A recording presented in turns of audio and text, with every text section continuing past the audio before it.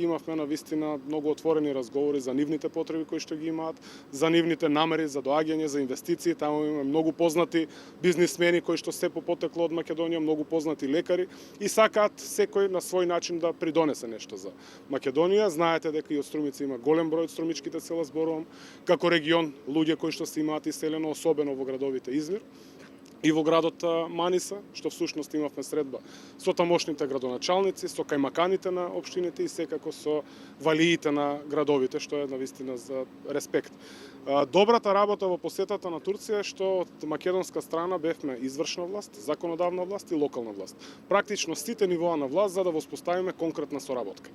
Имавме посета и од државниот секретар за економија од Македонија, господјата Размена Чекич, која што ги презентираше економските придобивки за компаниите.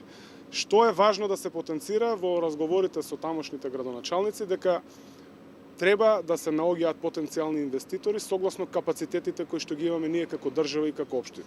Не треба по секоја цена да наоѓаме огромни големи инвеститори кои што вработуваат 3-4 илјади луѓе. Зошто? Заради тоа што и ние како и цел свет се соочуваме со предизвикот на недостаток на работна сила. Но помалите и средни компании, зборувам за турски услови кои што вработуваат од 100 до 500 луѓе, се и tekako полезни за конкретно за општина Струмица. А кои што имаат намера својот пазар, односно своите производи или услуги, да го прошират, да доживеат експанзија од Турција. Затоа е Струмица, секако и позицијата на Струмица е многу интересна за турските инвеститори. Веќе ќе воспоставиме соработка со неколку општини од Измир.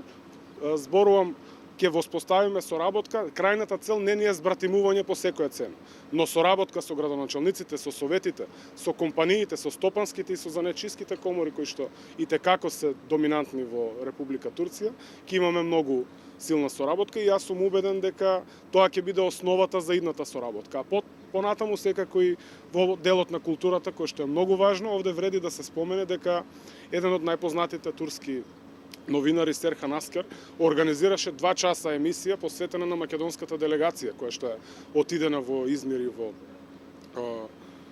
Маниса, каде што ги промовираше македонската традиција и култура. Имавме дечиња, односно девојчиња од фолклорна низа од Струмица, кои што на најдобар начин и во најдобро можно светло ја представија македонската култура на публика од 80 милиони луѓе.